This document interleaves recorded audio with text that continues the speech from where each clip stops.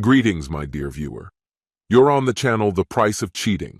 The channel is for those who appreciate traditional family values and condemn adultery. So be sure to subscribe to the channel. Let's get started. Oliver settled into the chair that had been his personal seat for the last 10 years. A chair gifted to him by his ex-wife for Christmas. It always seemed like an odd present to him. Who gives a chair for Christmas? But she had known him better than most. She understood that this seemingly unusual gift was perfect for him. The chair felt like it had been custom-made to his dimensions.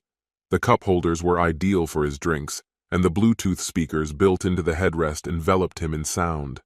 Many nights he had fallen asleep in this chair, comfortably stretching his legs.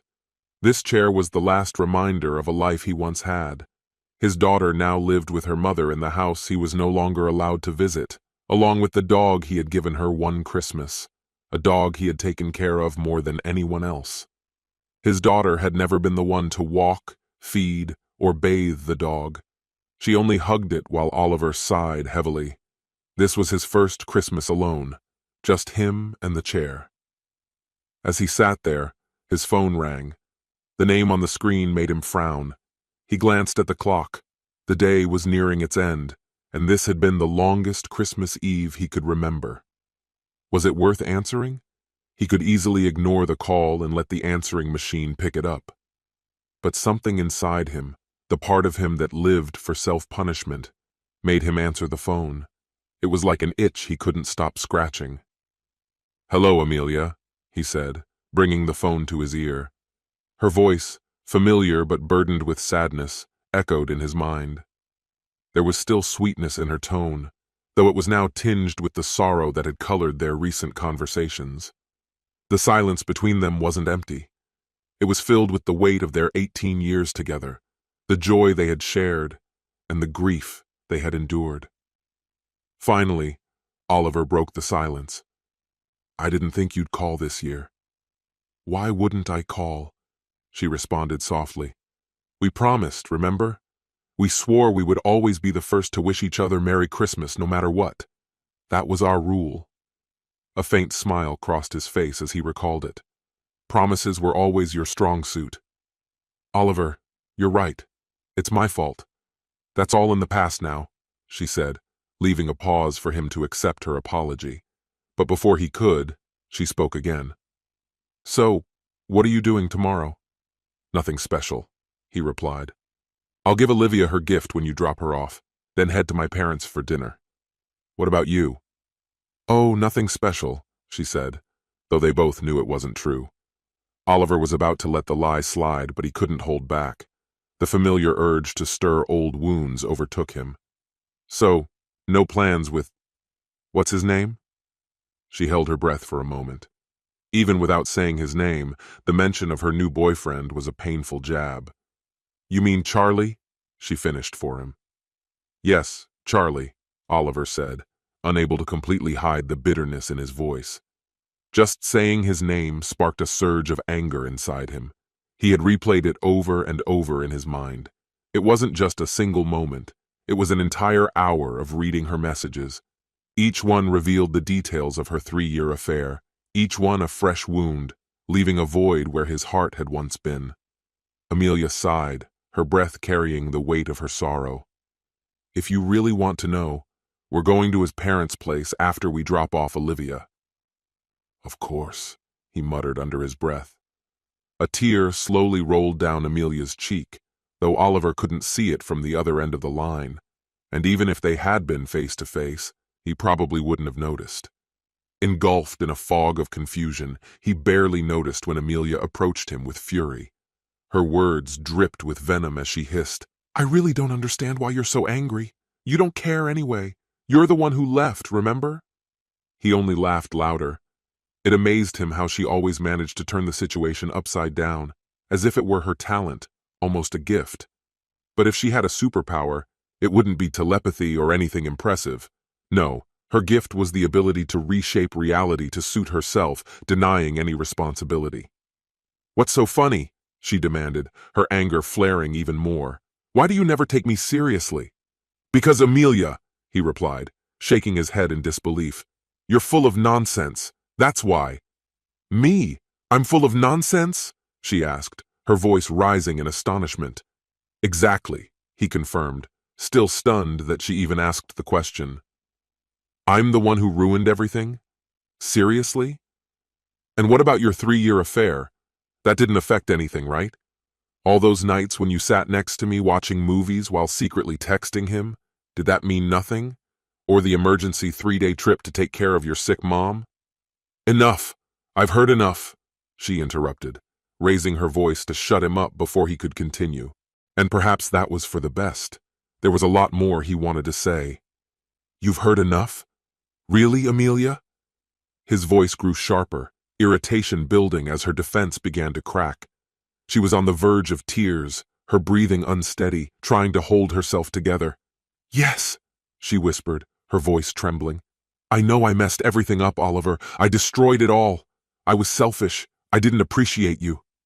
She paused, and her guilt was evident in every word. I tore our family apart. Every day I wake up in a house that feels like an empty shell without you. Our daughter can't even look me in the eye. Her voice broke, but she continued through the pain. And every night when I close my eyes... Don't, Oliver interrupted, his voice filled with emotion. Just don't.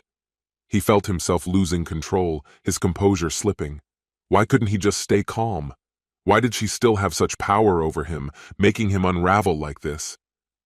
Don't what? Amelia snapped, her eyes narrowing. Tell the truth? Isn't that what you've always wanted?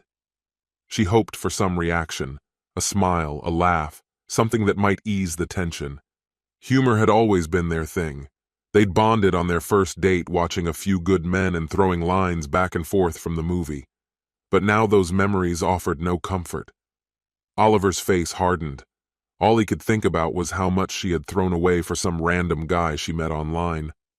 His gaze turned cold, piercing, like an icy stab. Oh, I'm all for the truth, he replied, his voice chilling. The problem is I always have to drag it out of you because all you do is lie. His words hit her like a slap. She burst into tears, her body shaking with sobs she had held back for so long. He saw her pain, but couldn't find any sympathy in himself. Despite everything, the separation, the hurt, his heart still somehow beat in sync with hers. In his mind, he still pictured her sitting in the living room they once shared, wrapped in an old robe she couldn't part with. It had belonged to her mother, and though worn and faded, it brought her comfort. Underneath, she would wear his boxers and one of his t-shirts. It was their little joke. When he traveled for work, she would sleep in his clothes, claiming it made her feel safe. But that weekend she spent with another man? Oliver doubted she had worn anything of his.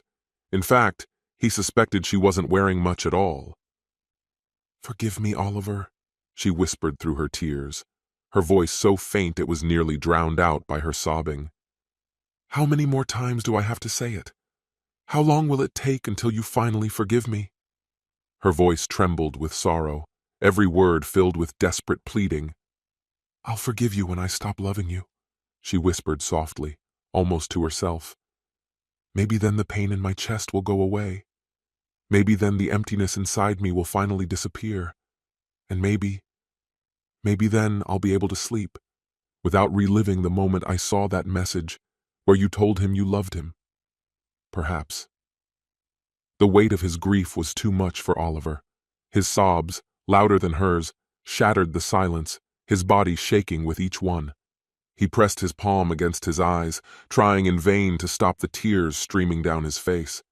Her heart tightened at the sight of his suffering. She wanted to hold him, kiss his forehead and let him cry on her shoulder. But she couldn't.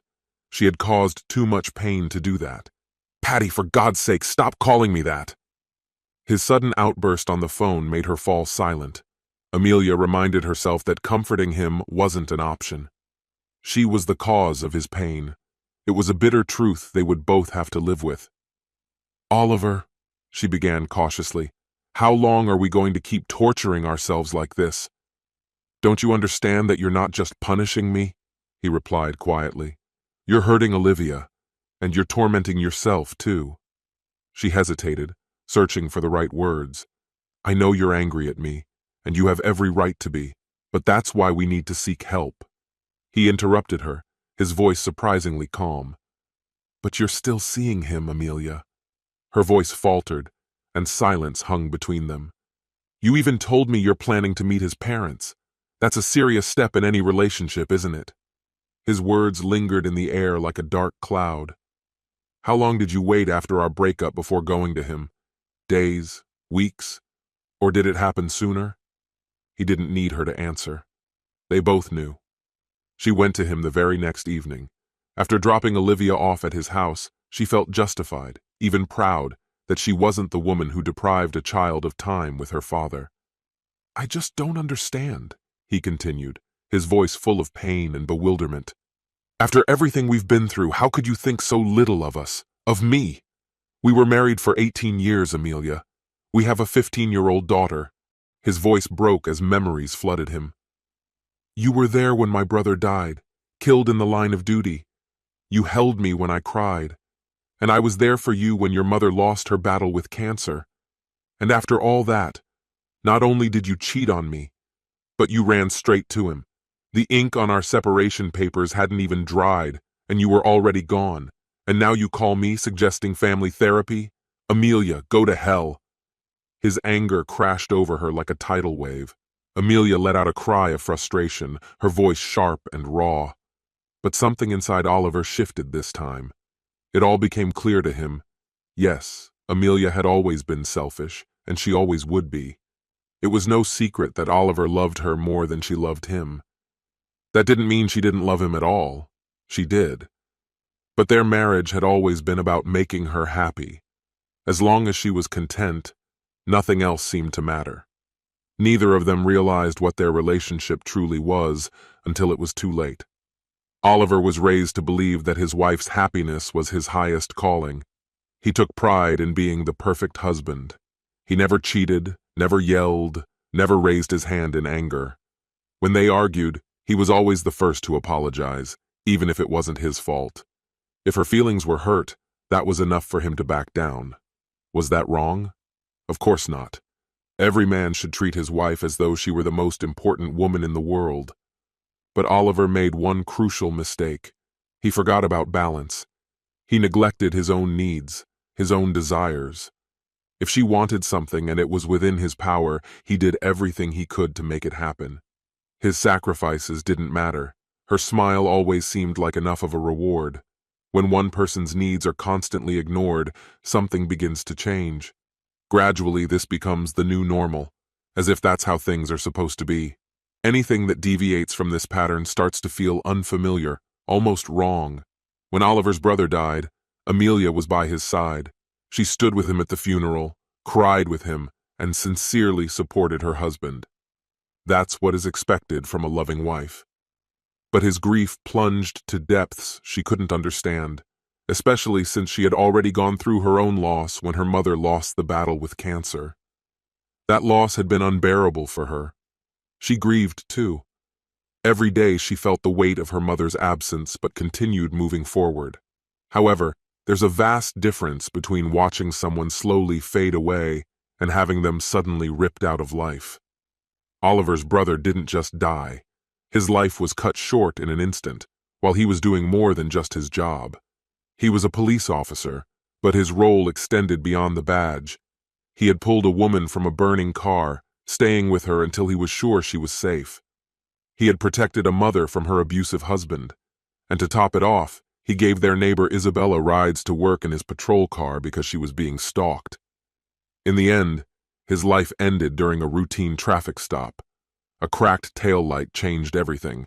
If someone who had done so much good could be killed that way, what awaited Oliver? He felt insignificant, just another man running an office. His biggest contribution to the world was sorting recyclables. His brother's death shook Oliver to his core.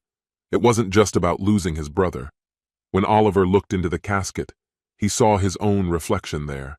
If anyone should have been lying in that coffin, he believed it should have been him, not his brother, who was a hero to many.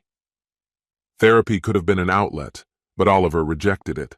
Instead, he sunk into silent despair, mourning inside, though not a single tear ever fell.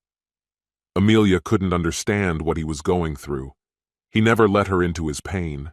She couldn't give him the help he needed because even he couldn't articulate what that was.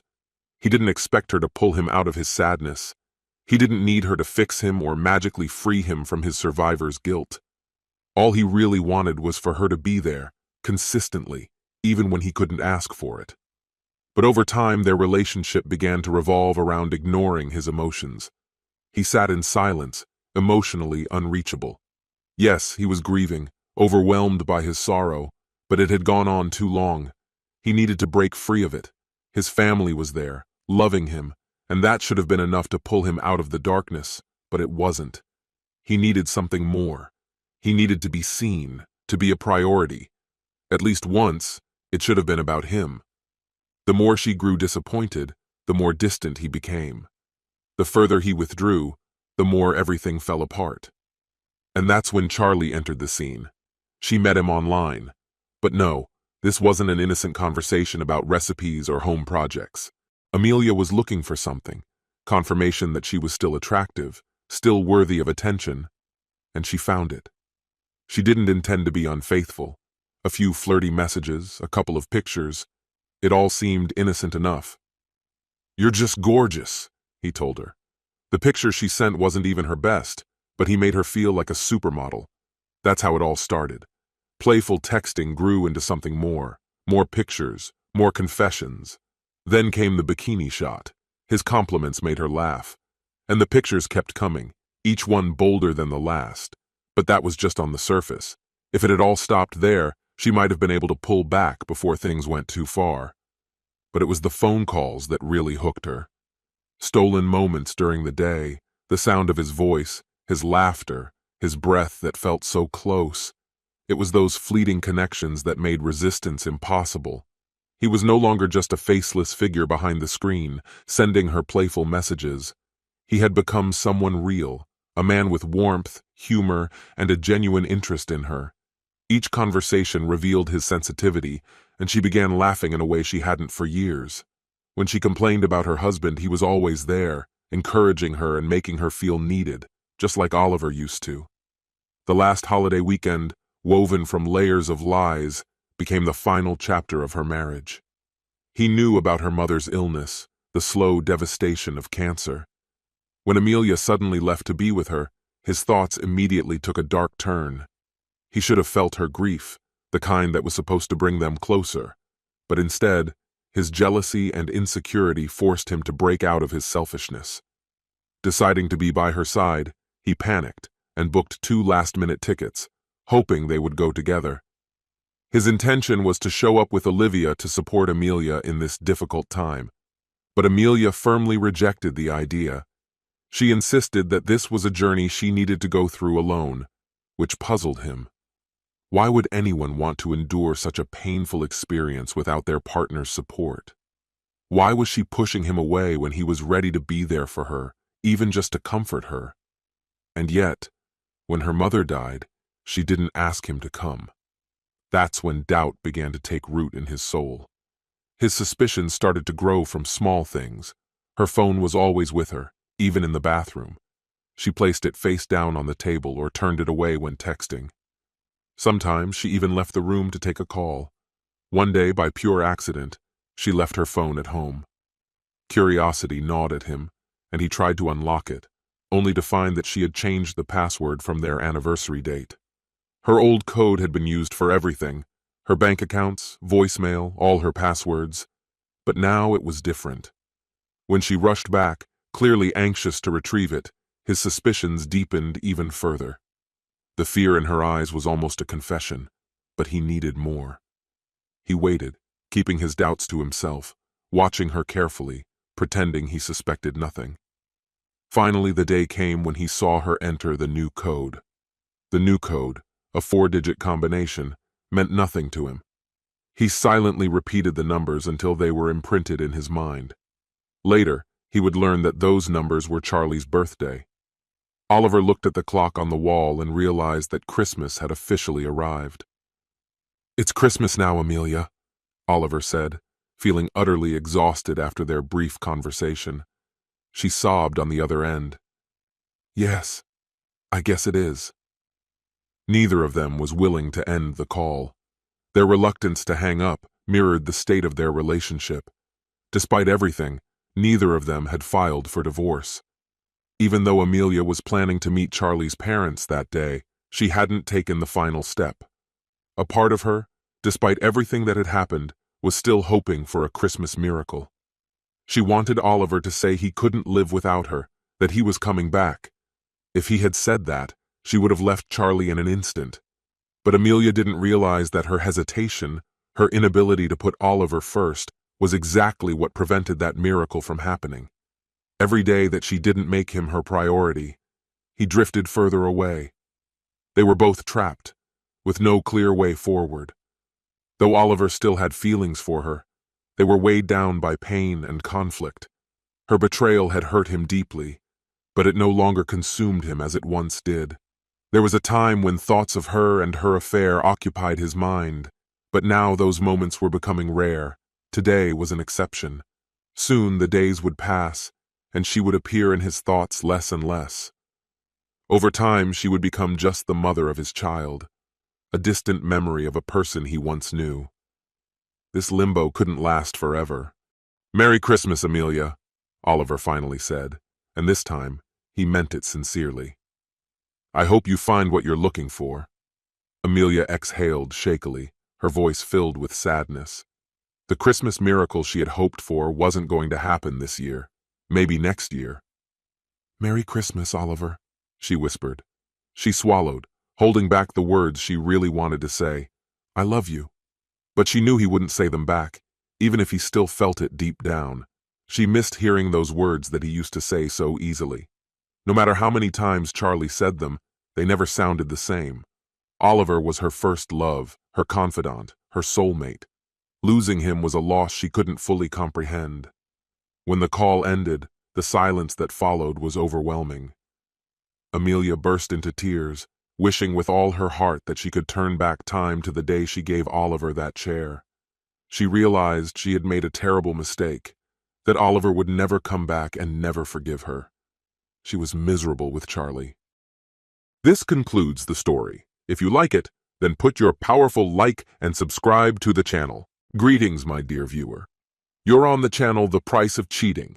The channel is for those who appreciate traditional family values and condemn adultery. So be sure to subscribe to the channel. Let's get started. Do you really not understand, do you?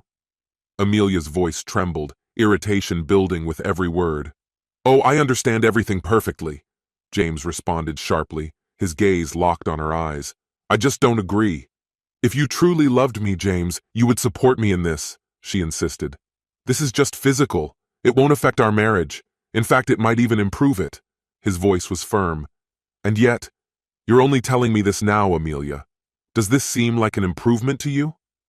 His disbelief hung in the air. "You're my husband. I want to spend the rest of my life with you. Why can't you just support me?" Her voice wavered. "It's not about being supportive. It's about the fact that I'm no longer your only husband," he replied coldly. "This is absurd," she protested, shaking her head. "Not at all. Now you have two husbands. The first is me, the one you chose, the one you built a life with and raised our children. And now you want to offer me the leftovers of your time. The second is the one who gets your passion, the version of you I once knew. He's the one you'll go to when things between us go wrong." "The real problem, Amelia, is that I don't agree with this supposedly perfect arrangement. I don't recall including your lover in our vows." His words cut deeper than his tone let on. "You're exaggerating. You are my only husband. Oscar, he's just a distraction, something you can't give me," she countered. "And I refuse to be the backup option. That's not up for discussion."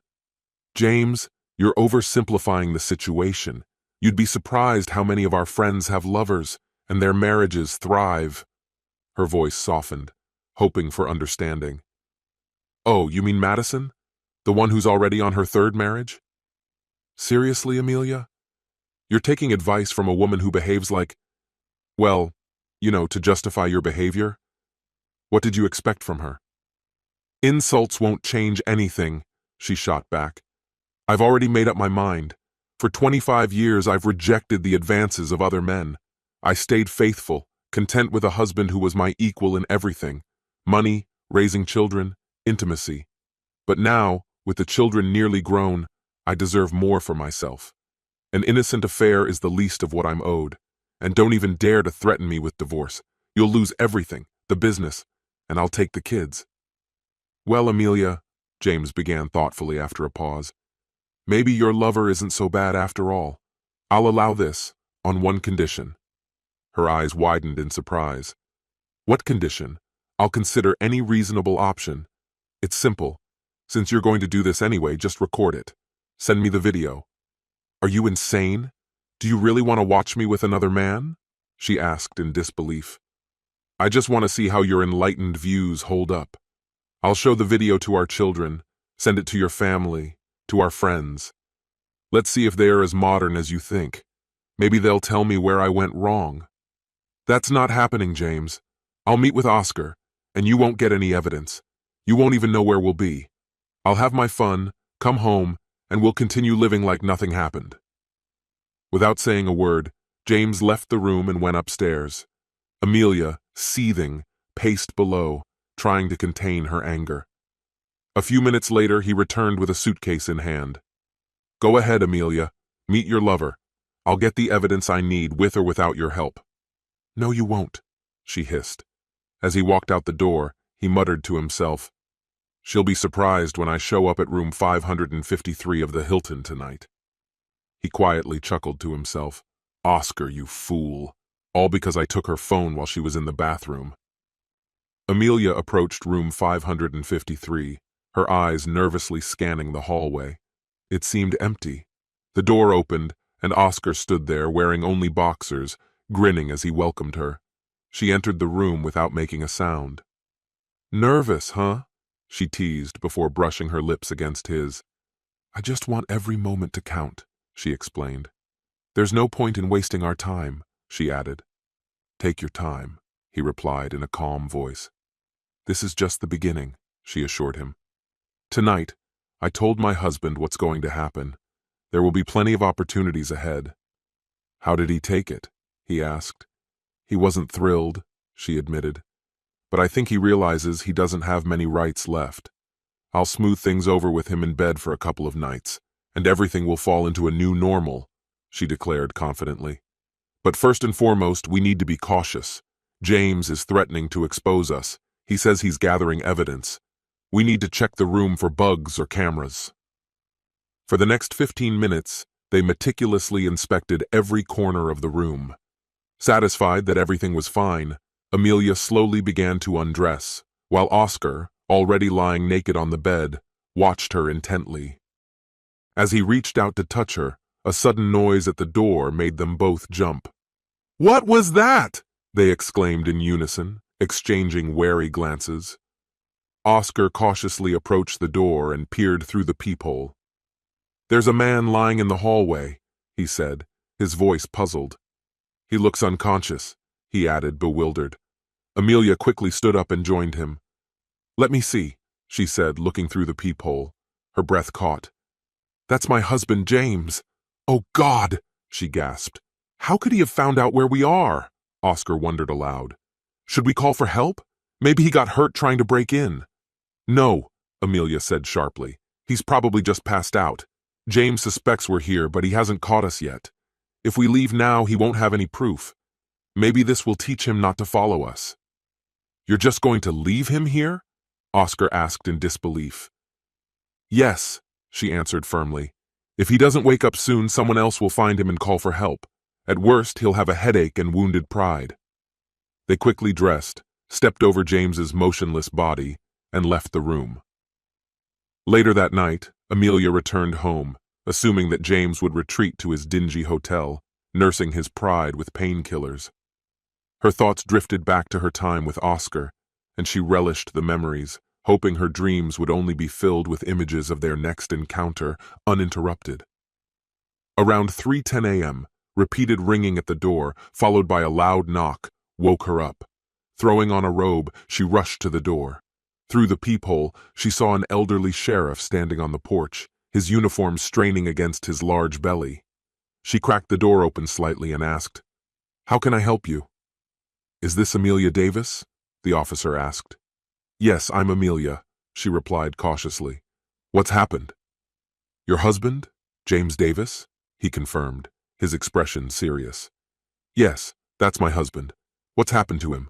She asked, her pulse quickening. I'm very sorry, ma'am, he began carefully.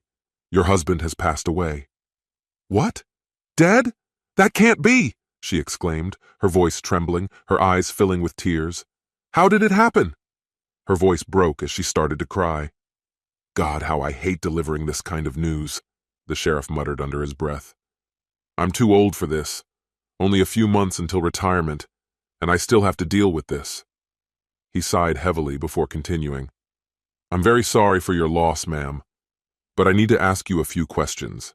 Your husband was found dead shortly before midnight in the hallway across from room 553 at the Hilton Hotel. I'm afraid it will be some time before you're allowed to see the body. The autopsy is being conducted right now. Autopsy? Yes. When there's suspicion of a crime, the law requires it. A crime? Exactly. People don't usually end up in a pool of their own blood for no reason. Blood? But I didn't see any blood. At that moment, Amelia realized her mistake.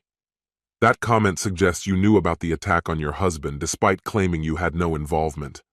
We had nothing to do with it. He just slammed into the door and fell. And by we, you mean yourself and Oscar Garcia? Yes. We were in room 553 having a meeting when James tried to break in. He misunderstood the situation, thinking something inappropriate was happening. I'm not here to judge your personal life. It doesn't matter what kind of meeting you were having with Mr. Garcia. Mr. Garcia, who booked room 553, has already been questioned. He admitted that your meeting was of an intimate nature and said that you led him to believe your husband was aware of it and accepted it. Obviously, he was mistaken. Are you planning to arrest me? Not at this moment. I could detain you for leaving your husband in the hallway to die, but I truly believe you thought he simply lost consciousness.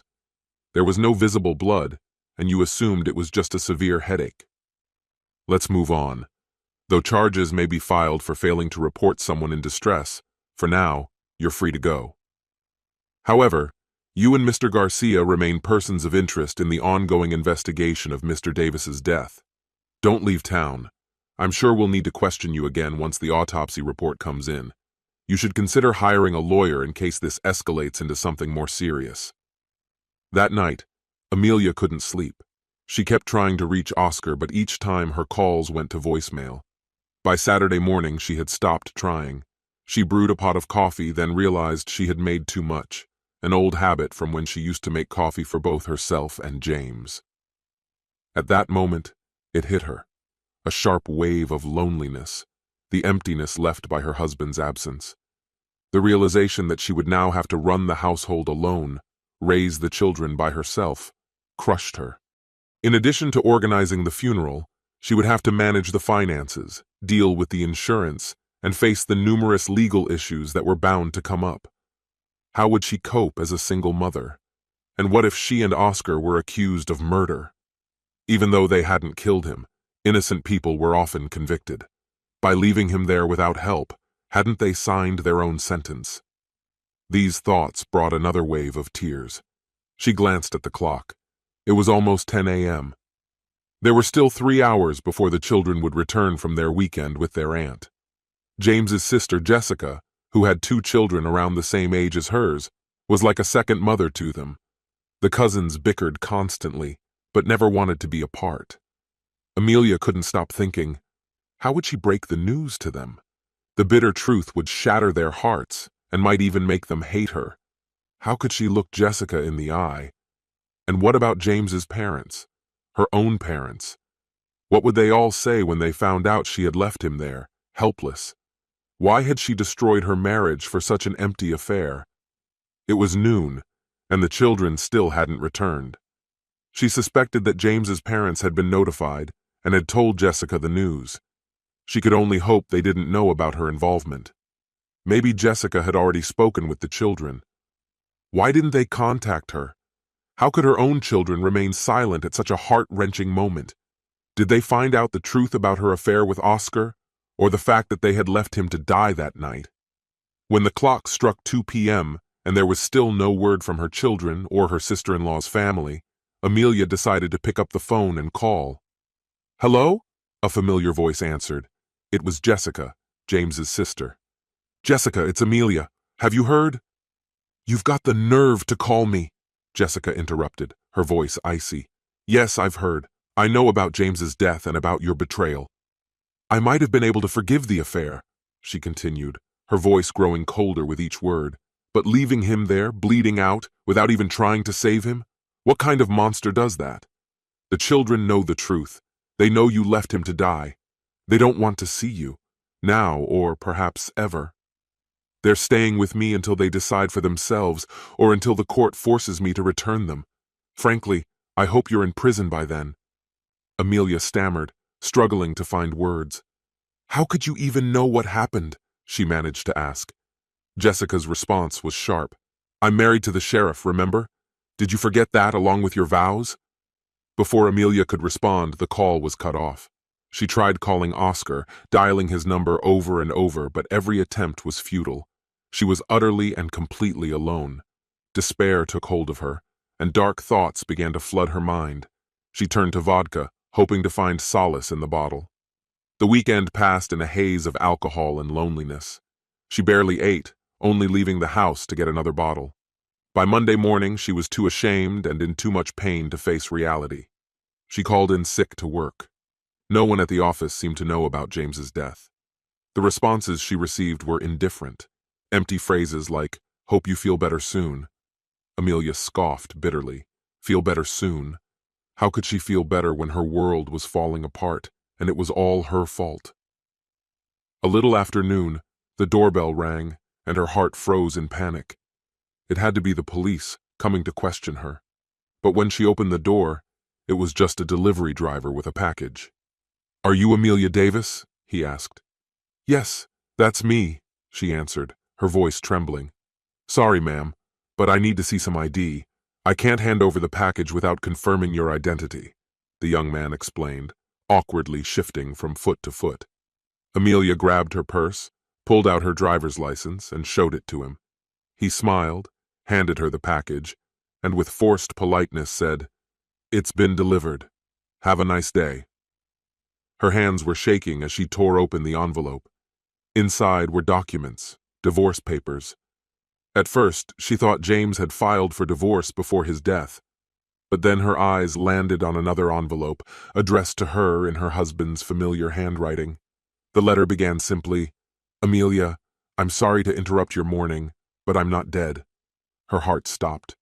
"I hope guilt and shame weigh on you for what you did with Oscar, and for what you thought happened to me. Things didn't go exactly as I planned, but it turned out even better than I could have hoped. Maybe I'm being a bit spiteful, but can you blame me? Your clueless lover sent you all the details of your affair. I saw his message when you left your phone behind, as usual, rushing to the bathroom. That's how I knew exactly where to find you. My plan was simple. I was going to burst into the room, take a few pictures of you and Oscar, and send them to everyone. Our children, my family, your boss, your colleagues. After that, I planned to divorce you, no matter what it cost me. But apparently hotel doors are much sturdier than they are in the movies. I cracked my head open and passed out instead. There was no blood on the floor, despite what you might have imagined.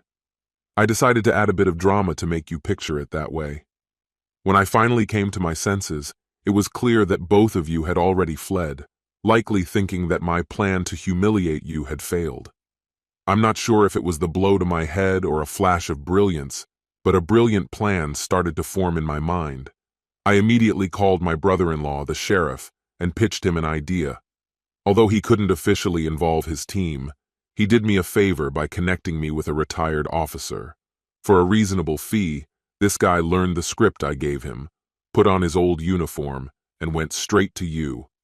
While he distracted you, I headed to Oscar's place, taking my trusty gun with me. After a brief conversation, I convinced him to have a chat with you. A little pressure, and he spilled everything, your affair, the plans you were making together. And lucky me, I recorded the whole confession. By the way, don't expect to hear from Oscar anytime soon. He won't contact you until the divorce is finalized, if he even has the courage to do so at all. By then, let's just say his injuries should be healed. My sister was completely on my side regarding revenge, and she played her part like a true professional. She made up a story for the kids, claiming they needed to go on a short vacation so they wouldn't hear all this drama. Don't worry, none of them know about my supposed death or your villainous role.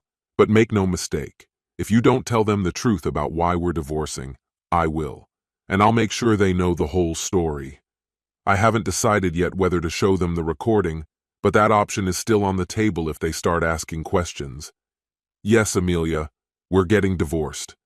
No, you won't walk away with the whole package. Oscar's confession is more than enough to make people question your actions and your so-called modern views. So if you're not interested in having Oscar's account of your affair become public knowledge, you'll agree to a fair division of assets. Don't even try to play dumb and deny that you slept with him. The moment you entertained that thought, you'd already crossed the line far enough to justify a divorce. Why didn't I file sooner? Well, I first needed some leverage. After my attempts to hack your phone and get those photos failed, I realized I needed to get creative. So I staged a little scene with you as the star to gain the upper hand. And another reason? Pure revenge. I wanted you to feel at least a fraction of the agony I felt when you ripped my heart out. It seems I exceeded all my expectations. Amelia, you were everything to me. You asked for something I could never give, to share you with another man. Now you understand that, don't you? You got caught, and you've already faced some consequences. Do yourself a favor, sign the divorce papers. Your soon-to-be ex-husband, but never your fool, James. Amelia was heartbroken. She signed the divorce papers, and in the following months quietly allowed James to take the children whenever he wanted to see them. Over time, she admitted to the children what she had done. It took a while before they started talking to her again, and even longer before they forgave her. Their father never found a big enough place for them to stay with him for more than a few nights, but they never felt the same connection with their mother after her betrayal. Amelia kept her relationship with James polite whenever their paths crossed, and always invited him to important events like birthdays, Thanksgiving, and Christmas. What could have been happy anniversaries became sad reminders of her mistake. Even when James brought a date to some of these gatherings, Amelia greeted her with politeness, but deep inside, she prayed that none of these women would become a permanent part of his life. As for Amelia herself, she completely stopped dating. Even the thought of flirting with anyone was unbearable to her. On the second night after their divorce, on Christmas Eve, the presents had been unwrapped, and for a fleeting moment, they acted like a real family again, pushing the past aside. The children kissed their father goodnight and went to bed. Before James could leave, Amelia asked him to stay for a cup of coffee. She needed to discuss something. He agreed. They sat together, silently sipping coffee, before Amelia finally found the strength to say what had been weighing on her heart for so long. I'm so grateful that you found the time to be here today. It means more than words can express, not just for the children, but for me as well. James, despite all the mistakes I made, mistakes that destroyed our family and our marriage, I never stopped loving you. I want you to believe me when I say that none of this was your fault. For all the pain I caused, I am truly sorry. I know these words come too late and they won't change what has already happened, but I needed you to hear them. Amelia, I will never be able to forgive what you did. Your words still echo in my mind when you said you wanted to have an affair. I wish only one thing for you, that you experience what I went through. We'll communicate, but only for the sake of our children. I understand. Amelia's voice trembled. Her tears flowed as she lowered her head, unable to meet his gaze, overwhelmed with guilt. 2 years later, James remarried a wonderful woman whom he met by chance in a cafe. Amelia's life, on the other hand, fell apart. She was diagnosed with a serious illness, specifically a brain abscess. When the illness was discovered, James took on the responsibility of caring for and raising the children. Whether it was karma or fate, only God knows. This concludes the story. If you like it, then put your powerful like and subscribe to the channel.